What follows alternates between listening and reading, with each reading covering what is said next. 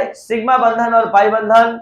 लेकिन उससे पहले हम यहां बताने जा रहे हैं ऑर्बिटल के आकार के बारे में। एकदम जीरो लेवल से ये क्लास स्टार्ट हो रहा है। हर एक स्टूडेंट को एक समान एक लेवल में समझ में आएगा। जल्दी से बताइए उपकक्ष कौन कौन होता है? S, P, D, F. तो यहां इस उपकक्ष का आकार आप बताएंगे क्या होता है? गोलाकार। पी का आकार डम्बेल, डी का आकार डबल डम्बेल और एफ का आकार जो होता है जटिल होता है, मतलब देखा जा सकता है, कुछ कहा नहीं जा सकता है कैसा। जैसे हमने इसका तुलना किया है गोला से, इसका डंबल से, इसका दो डंबल से यानी डबल डंबल से, और इसका जटिल हम बोल रहे हैं केवल देख सकते हैं, कुछ कह नहीं सकते। इस उपकक्ष में केवल एक ऑर्बिटल होता है। पी उपकक्ष में 3 ऑर्बिटल, डी में 5 ऑर्बिटल होता है और एफ में 7 ऑर्बिटल होता है। तो ये थे उपकक्ष में स्थित ऑर्बिटल की संख्या। थोड़ा सा पी उपकक्ष के बारे में और कुछ बता दीजिए कि पी उपकक्ष में जो 3 ऑर्बिटल होता है, इस तीनों का भी अपना नाम होता है। इस तीनों का भी अपना नाम होता है। तो वो नाम क्या क्या होता है? एक होता है पी एक्स, एक होता है पी वाई और एक होता है पी जेड। यहां ध्यान दिया जाए तीनों पी ऑर्बिटल के बारे में। अगर पी एक्स कहते हैं तो डंबल एक्स अक्ष पर होता है, याद है कुछ? पी वाई बोलते हैं तो डंबल वाई अक्ष पर होता है। तो यहां पर हम तीनों पी ऑर्बिटल के आकार के बारे में भी बात करेंगे।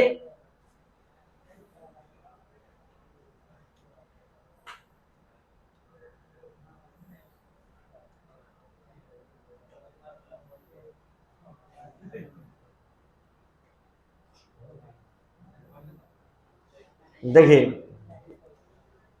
सबसे पहले हम बात करते हैं पीएक्स का। तो पीएक्स मतलब डंबल जो होगा कहां होगा? एक्स अक्ष पर होगा, एक्स अक्ष पर। अगर पीवाई बोलेंगे, पीवाई का शेप, तो ये डंबल कहां रहेगा? वाई एक्सिस पर। और अब पीजेड बोलेंगे तो ये डंबल कहां देखने के लिए मिलेगा?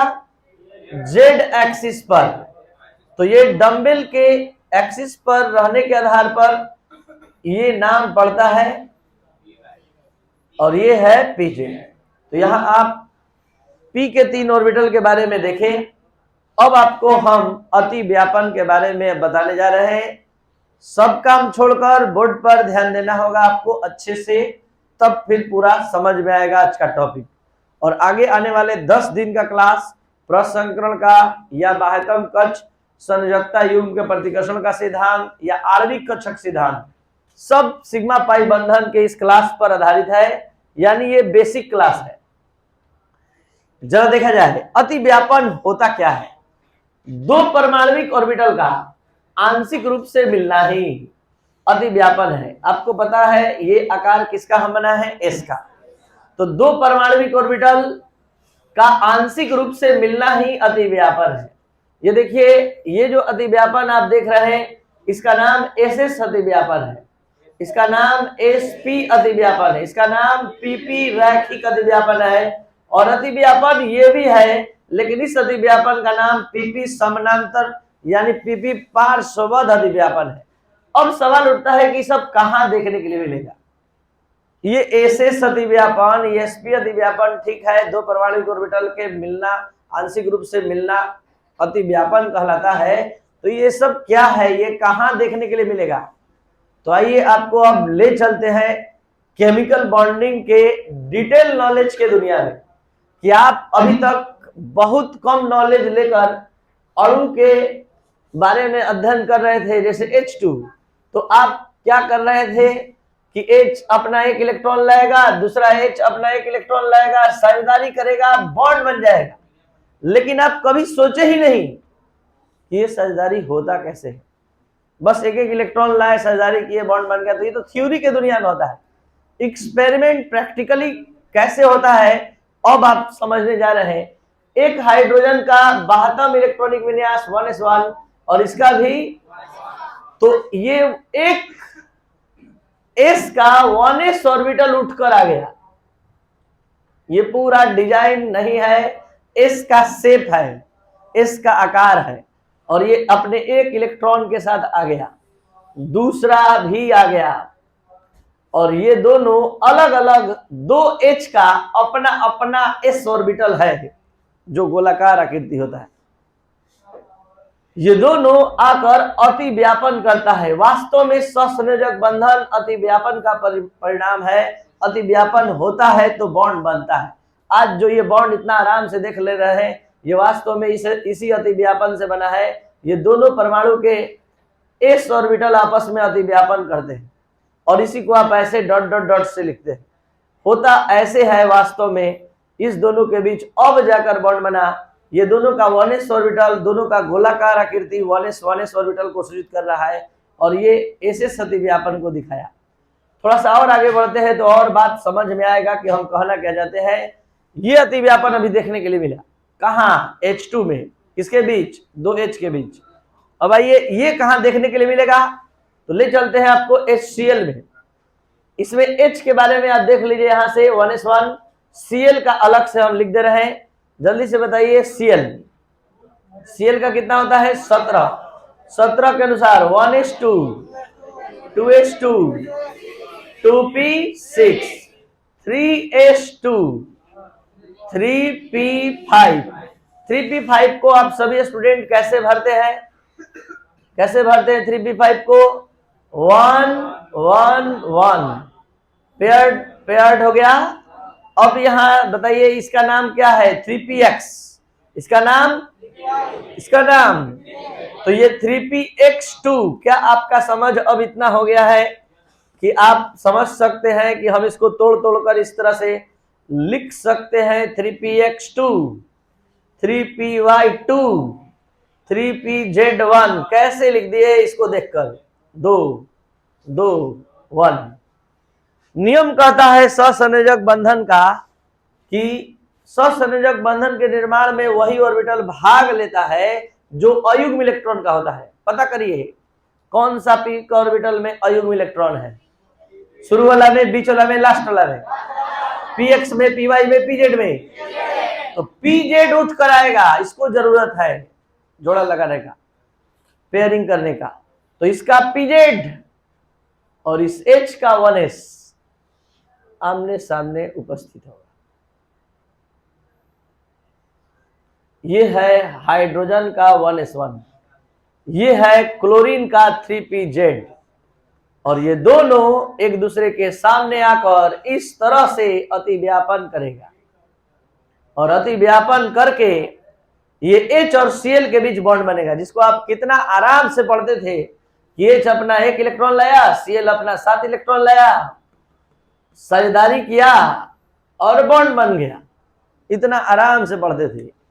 और अब जान रहे हैं कि बॉन्ड बनाने में भी कितना मेहनत है कि एक H अपना 1s ऑर्बिटल लाएगा, दूसरा Cl का वो ऑर्बिटल उठ कर आएगा जो अयुग्म इलेक्ट्रॉन का है, जिसका जोड़ा नहीं लगा है। दोनों अति व्यापन करेगा। यही अति व्यापन साझेदारी है, यही अति व्यापन सहसंयोजक बंधन का निर्माण है।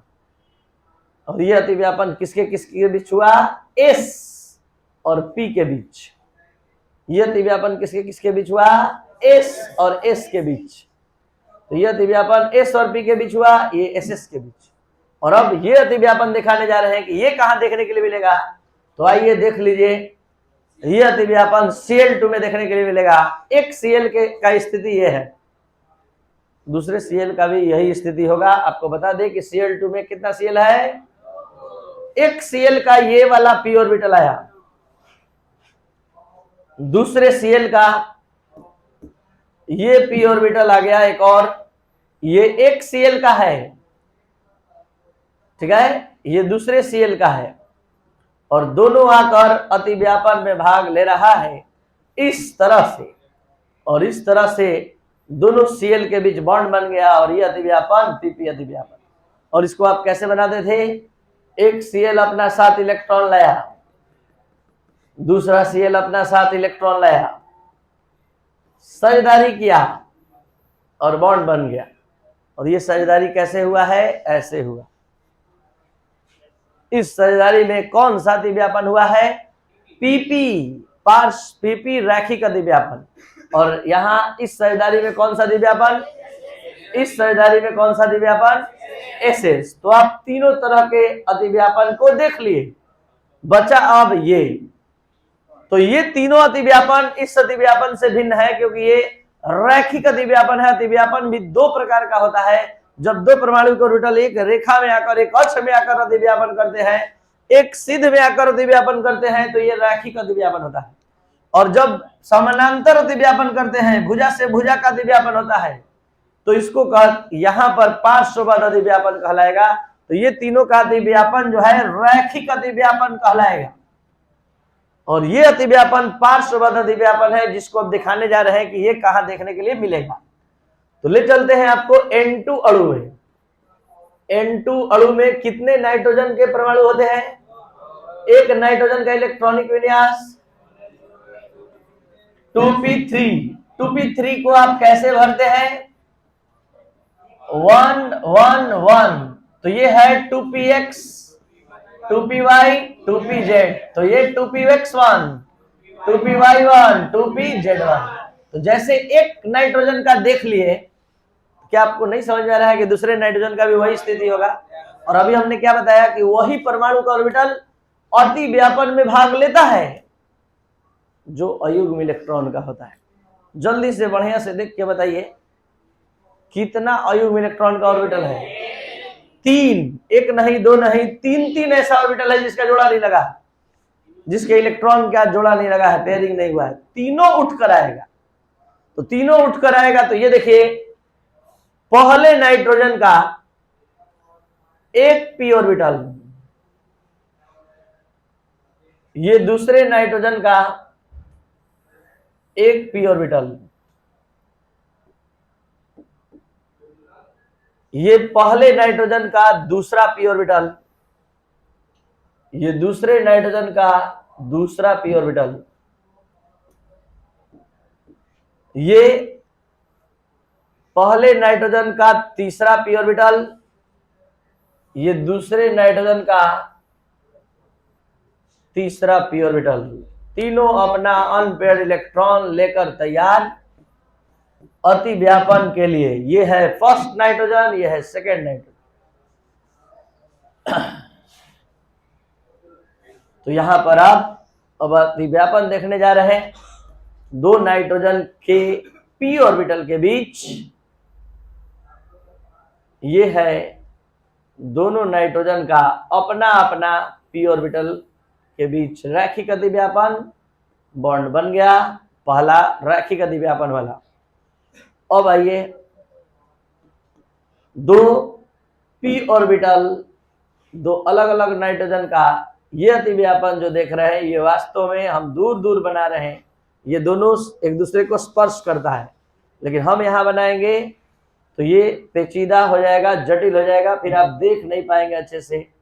इसलिए इसको थोड़ा दूरी पर रखते हुए हम बनाए हैं। और इसको केवल हम इस तरह से दिखाएंगे कि ये इसके साथ अतिव्यापन करेगा और ये इसके साथ करेगा। ये भी अपना एक इलेक्ट्रॉन लेकर आया है और ये भी लेकर आया है और ये भी।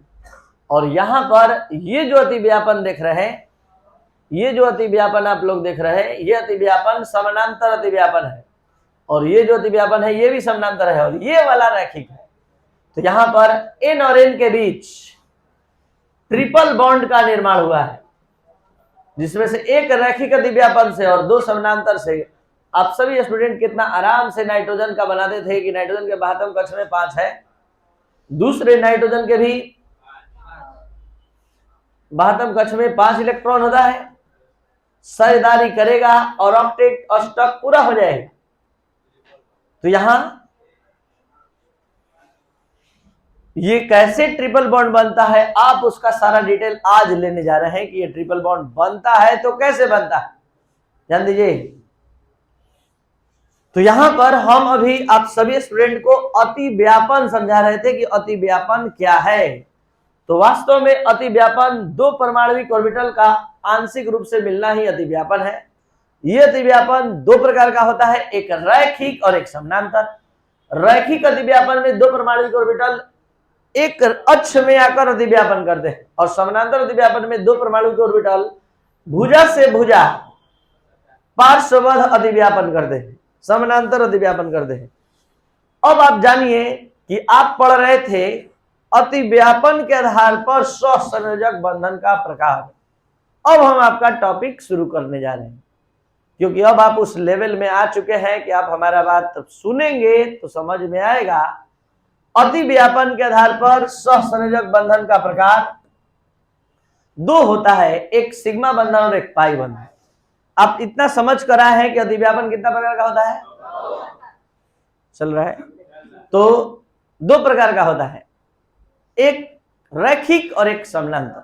आपको बता दें कि जब जब रैखिक अतिव्यापन होता है तब तब सिग्मा बॉन्ड बनता है। तो वैसा बंधन जिसका निर्माण दो परमाणविक ऑर्बिटल के रैखिक अतिव्यापन से होता है, सिग्मा बंधन का निर्माण होता है। वैसा बंधन जिसका निर्माण दो परमाणविक ऑर्बिटल के रैखिक अतिव्यापन से होता है, सिग्मा बंधन कहलाता है। देखिए यहाँ पर रैखिक अतिव्यापन हुआ है, इस दोनों के बीच सिग्मा बॉन्ड बना है। यहाँ रैखिक अतिव्यापन हुआ है, सिग्मा बॉन्ड बना है। यहाँ रैखिक अतिव्यापन हुआ है, सिग्मा बॉन्ड बना है।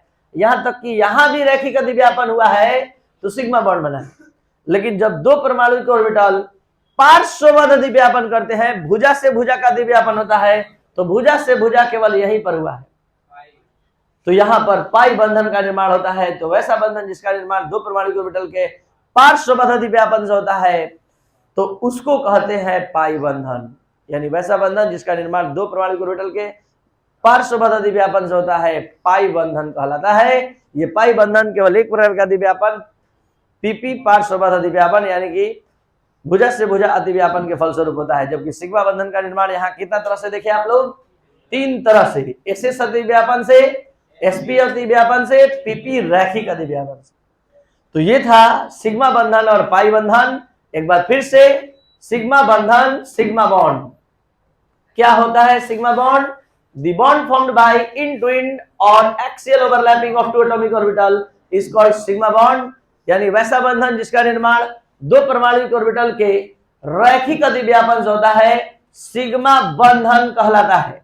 और सिग्मा बंधन का निर्माण तीन तरह के अतिव्यापन से होता है, एसएस अतिव्यापन, एसपी अतिव्यापन और पीपी रैखिक अतिव्यापन। पाई बंधन, वैसा बंधन जिसका निर्माण दो परमाणु ऑर्बिटल के पार्श्वबद्ध अतिव्यापन से होता है, पाई बंधन कहलाता है। और पाई बंधन का निर्माण पीपी पार्श्वबद्ध अतिव्यापन से होता है। अब थोड़ा सा आप लोग को ले चलते हैं कुछ प्रॉब्लम के दुनिया में, ताकि पूरा पढ़ाई आज का रिफ्रेश हो जाए। आपको बता दें कि सहसंयोजक बंधन तीन प्रकार का होता है, single bond, double bond, triple bond. Single bond में एक सिग्मा बॉन्ड होता है, डबल बॉन्ड में एक सिग्मा एक पाई, और ट्रिपल बॉन्ड में एक सिग्मा दो पाई। ध्यान दीजिएगा, सिंगल बॉन्ड में एक सिग्मा, डबल बॉन्ड में एक सिग्मा एक पाई, और ट्रिपल बॉन्ड में एक सिग्मा। तो जल्दी से आप सभी स्टूडेंट को बताना है कि बेंजीन में कुल कितना सिग्मा बॉन्ड और पाई बॉन्ड है। ये रहा बेंजीन का कंप्लीट स्ट्रक्चर। सभी सिग्मा बॉन्ड और पाई बॉन्ड की संख्या बताना है बेंजीन में, ठीक है। साथ साथ हमारे आप गिनेंगे, ये हुआ 1 2 3 4 5 6 7 8 9 10 11 12। तो सिग्मा बंधन कितना हुआ? 12 सिग्मा बॉन्ड, और पाई 3। ये हुआ फर्स्ट, सेकेंड, थर्ड। ये हुआ सिग्मा बंधन की संख्या और ये हुआ पाई बंधन। अब आप साथ साथ जानेंगे, सिग्मा बंधन तो समझ गए, पाई बंधन तो समझ गए, साथ साथ एक चीज जानिए, सिग्मा इलेक्ट्रॉन की संख्या। एक बॉन्ड बनाने में 2 इलेक्ट्रॉन खर्च होता है, तो यहां 12 सिग्मा बॉन्ड बना है, तो सिग्मा इलेक्ट्रॉन कितना हो जाएगा? 24। 12 में 2 से गुणा करेंगे 24। और उसी तरह से पाई बॉन्ड, एक पाई बॉन्ड बनाने में 2 इलेक्ट्रॉन, तो 3 पाई बॉन्ड बनाने में। अगर आपको अच्छे से समझ में आ गया तो जल्दी से बताइए, एसिटिलीन मॉलिक्यूल में, एसिटिलीन के अणु में कुल कितने सिग्मा बॉन्ड और पाई बॉन्ड है? सिग्मा सिग्मा सिग्मा, पाई पाई, 3 सिग्मा 2, कितना सिग्मा इलेक्ट्रॉन? 6, जस्ट अपोजिट, मतलब दूना, और यहां 7। समझ में आ रहा है? नेक्स्ट है फिनॉल। फिनॉल में कुल सिग्मा बंधन और पाई बंधन की संख्या ज्ञात करें। फिनॉल में, फिनॉल का ये रहा स्ट्रक्चर। चलिए स्टार्ट। 1 2 3 4 5 6 7 8 9 10 11 12 13 सिग्मा, 3 पाई, और इलेक्ट्रॉन 26 इलेक्ट्रॉन और 6 पाई। कोई दिक्कत? तो सिग्मा बंधन किसे कहते हैं? वैसा बंधन जिसका निर्माण 2 परमाणु ऑर्बिटल के रैखिक अतिव्यापन से अक्षीय अतिव्यापन से होता है, सिग्मा बंधन कहलाता है। जल्दी से बताइए, सिग्मा बंधन कितना तरह के अतिव्यापन से होता है? एसएस, एसपी, पीपी, रैखिक। एक चीज और, सिग्मा बंधन एक मजबूत बंधन है और पाई बंधन एक कमजोर बंधन है। क्यों? कारण है कि सिग्मा बंधन जब बनेगा 2 परमाणु ऑर्बिटल के रैखिक अतिव्यापन से बनेगा, और रैखिक अतिव्यापन से जो बंधन बनता है वो काफी मजबूत होता है। और पाई बंधन का निर्माण 2 परमाणु ऑर्बिटल के पार्श्व अतिव्यापन से होता है, और पार्श्व अतिव्यापन से जो बॉन्ड बनता है वो काफी कमजोर होता है। समझ में आ रहा है? तो ये था आपका क्लास।